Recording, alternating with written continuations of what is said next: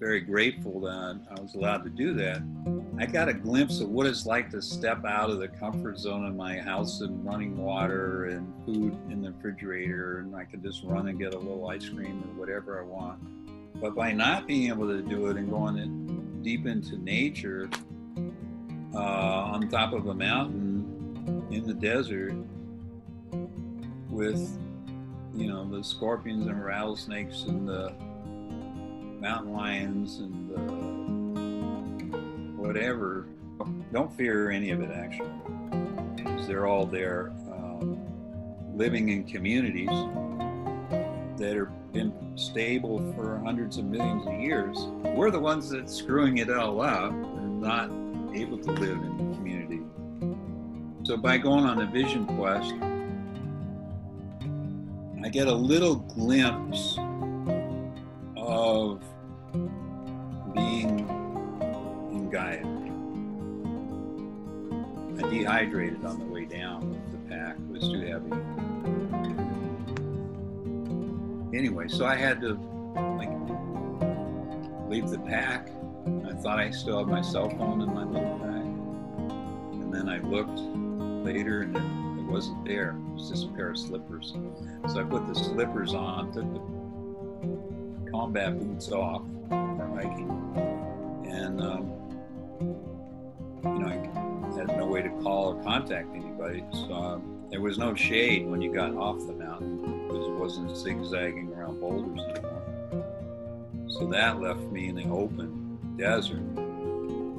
Whoa, in the middle of the afternoon, which is the worst time to be out, you know? But by the time I packed up and climbed down the mountain, it was middle of the afternoon. So, and I drank all my coconut water that I carried up, so that was gone. Anyway, so I found a big yucca. You know, yuccas, these spiny things.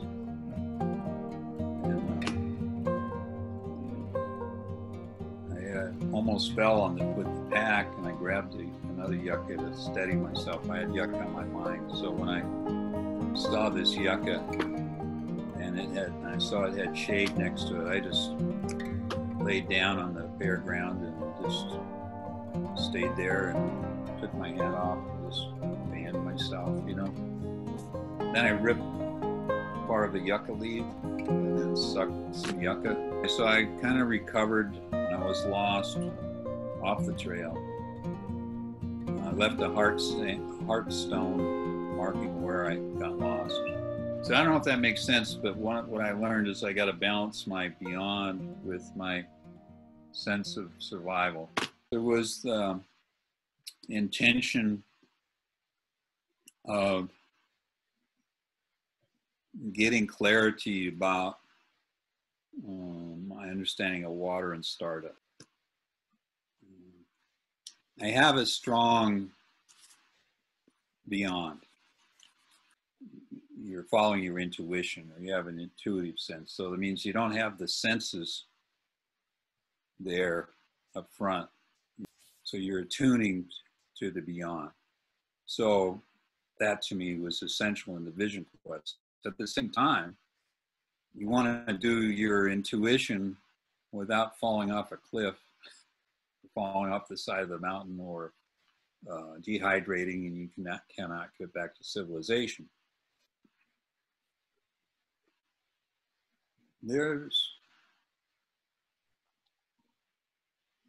When everything's on the line, survival-wise, and you're in this sacred place, the medicine wheel you've created on the mountain, right? So then I'm having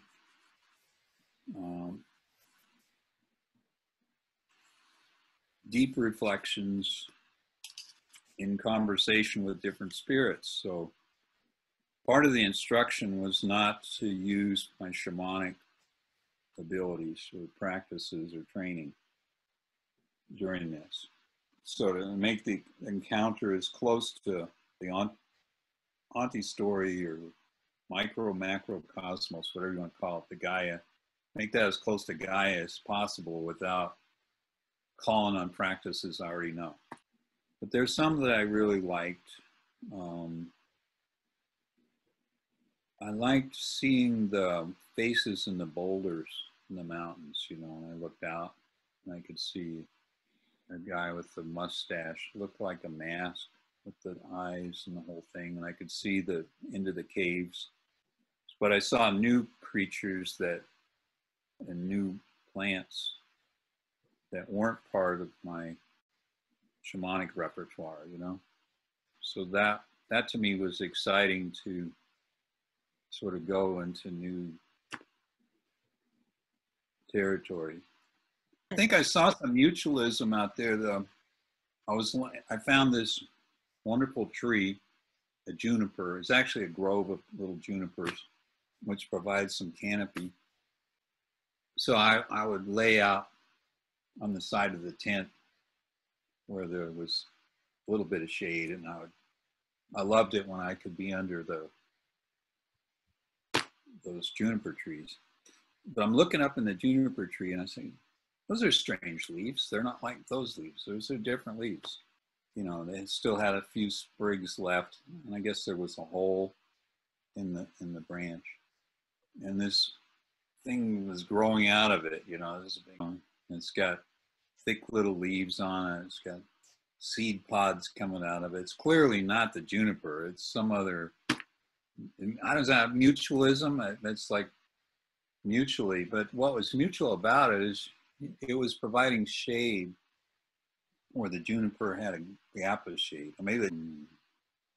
So that's sort of what I got out of Vision Quest in a nutshell. To have the name Sacrifices to Spirit is something I'm still unfolding. I don't know exactly what it means yet, but to me it means David is spiritual. Nature doesn't need us. She's going to live on, you know, a few billion more years on this planet, and we won't survive. When the heat starts to rise, long before the Earth is gone, we'll be gone as a species. And we might reemerge in some other galaxy, but not here.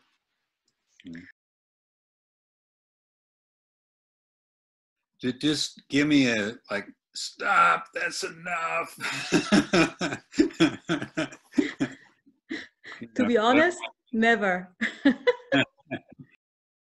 We live in this very human-centric storytelling realm, we'll call it a realm. And it's completely divided and separated into little camps. And so we're not getting an overall picture of Gaia. As you know, anti-narrative constitutes stories and narratives. So that's the stuff. You got to make stories and narratives out of stuff. So you got narratives and counter narratives and these polarities of political parties and academic disciplines. And so it's, and those believing in existential ontology and those believing, nah, it's just all made up. And then you got others that are arguing, no, we stay in the now, or we learn from our retrospective sense making by facing backwards and walking backwards through life because we can't see forward. You know, my big thing is, yeah, we can see forward if we're intelligent about it, because there's systems there, and systems have processes that extend into the future. And you got strategies in play, some more powerful than others. So anyway, so my basic model is people have a sense of time, the before, the now, the future, the beginning, middle, end. But that's a very linear way of looking at time. And in a vision quest, you really get out of linear. You know, you step out of linear and you see this little acts of now, the future happening, and your past consequences happening. So those are sort of scooping into the now.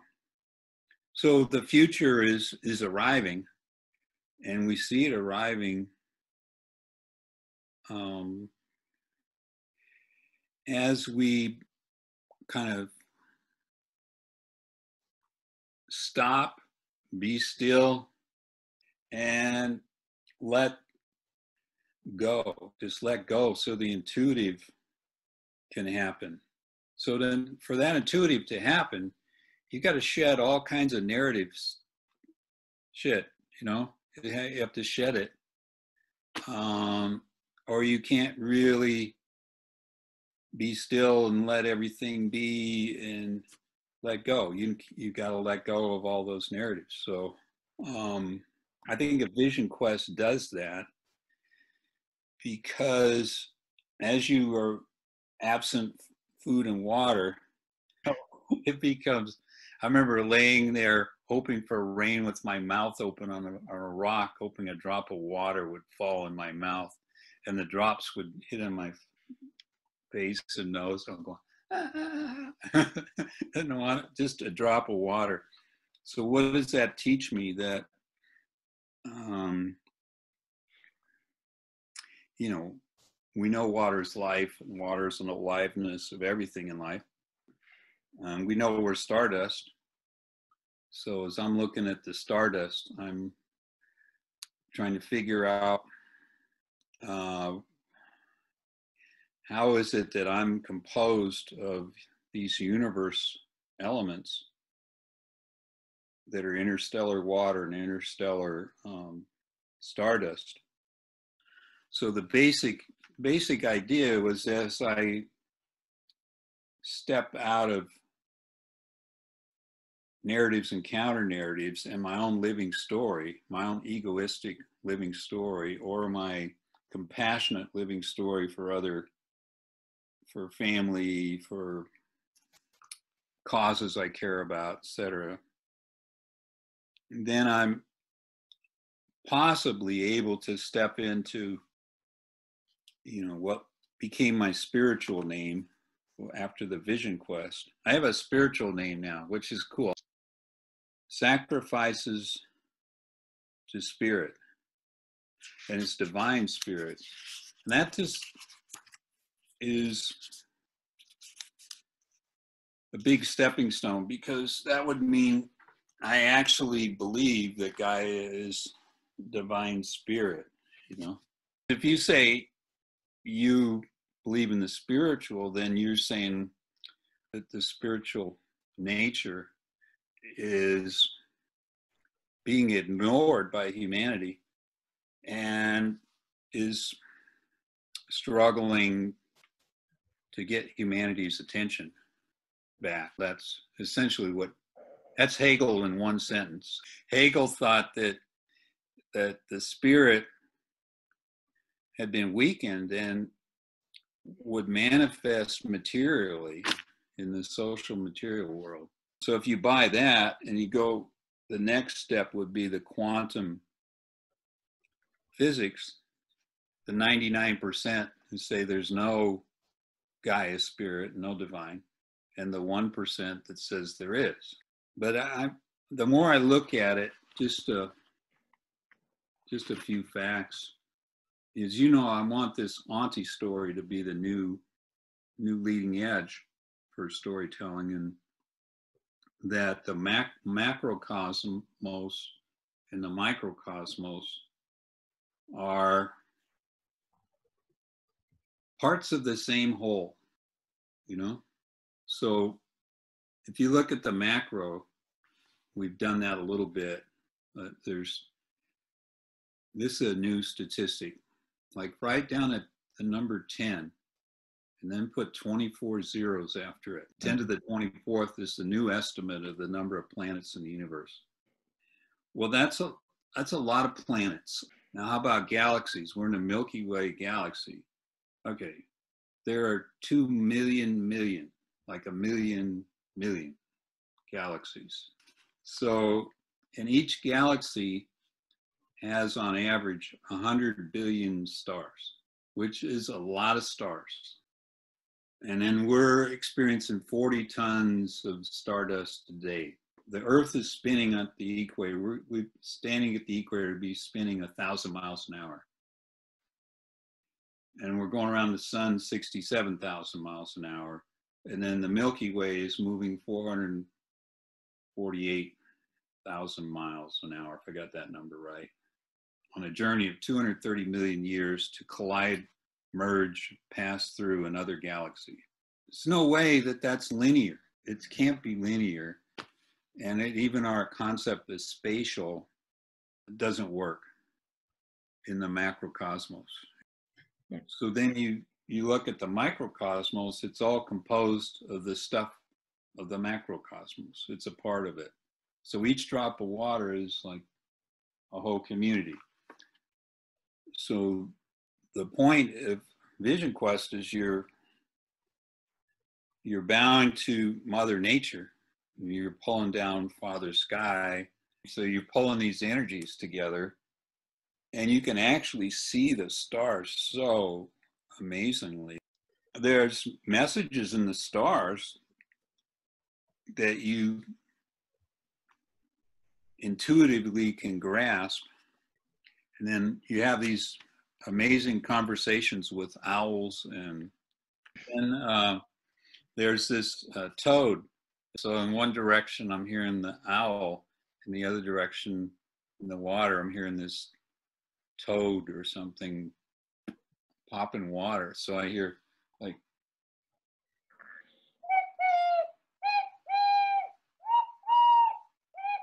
so that's confirmation. I mean, you can't make that stuff up. So it was just a whole series of those encounters where you just have to stop and say, oh, well, there's more than just science going on here. There's more than just quantifying the number of stars and planets, and there's some life divine that's there. So what I've been thinking about is, okay, if I could just stay in the Auntie story away from the humans, I'd be pretty well off. I'd be able to stop, be still, let everything be, get an intuitive grasp of it. But I keep being drawn back to what's happening with water shortage, coronavirus, and racism. Every once in a while, hikers would go by, and my advisor, Mike Three Bears, had told me, oh, those might be spirits speaking to you. On the Saturday in the afternoon, these hikers, two ladies came by. They just didn't keep walking. They just stayed there for like 40 minutes or an hour or something. It seemed like forever. So I can't block them out. And I hear the following. One lady says to the other, well, you know, in the Rio Grande, there's a increase in Ebola virus. Says, yeah, they're not telling us this, but that part of the Rio Grande here, there's lots more Ebola. You know, there's Ebola in your body anyway, but, you know, you get too much of it in the water, you know, it comes from all that fetal matter. Well, I thought they were screening that out, says the other lady in their water treatment plant. Yeah, but Rio Grande is full of Ebola, and they're not telling the public.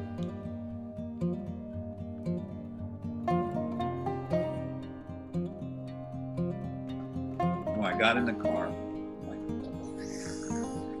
all over the road. So I steered myself home. And I had to admit to Grace Ann that I had left the pack, and she was pretty cool about it. She said, well, I'm going to go get it. I'm going to get that stuff. You know, I'm going to get Ed, and we're going to go out there. So I'll go with you. She said, you can't even walk. You're not going anywhere. You sit in the car. And she and Ed went out and gave them directions. They found a place where I had lost the trail. They got the pack. She carried back the tent.